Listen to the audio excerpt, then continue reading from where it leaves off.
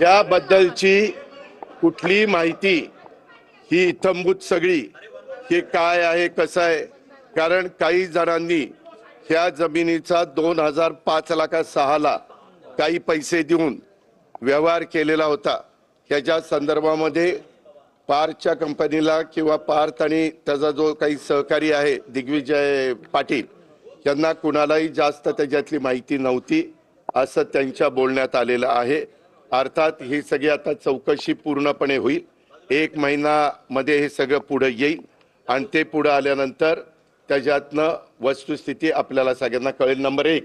आणि नंबर 2, मी पुन्हा सांगतो, इथनं पुढे देखील आता एखादं प्रकरण निघालं की आणखीन काही ना काही कुणी ना कुणी नवीन प्रकरण काढतात। कुठली प्रकरणं असली तरी संबंधित अधिकाऱ्यांनी त्या प्रकरणाची रीतसर चौकशी करावी। ती माझ्या कुठल्याही नातेवाईकांशी संबंधित असली तर अजिबात अधिकारी वर्गाने घाबरण्याचं काही कारण नाही। आपल्याला पदापेक्षा कायदा श्रेष्ठ आहे, आपल्याला बाबासाहेब आंबेडकरांचं संविधान श्रेष्ठ आहे आणि त्याचाच आदर सगळ्या अधिकाऱ्यांनी आणि ऑफिसर लोकांनी केला पाहिजे, हे मी स्पष्टपणे ह्या निमित्तानं त्यांना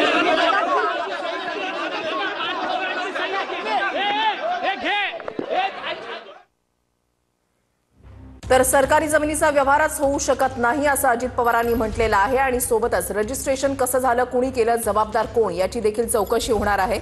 या प्रकरणी कागदोपत्री व्यवहार रद्द करण्यात आलेला आहे अशी माहिती अजित पवारांकडून देण्यात आलेली आहे। ज्यांनी व्यवहारामध्ये सह्या केल्या त्यांच्यावर गुन्हा दाखल झालेला आहे।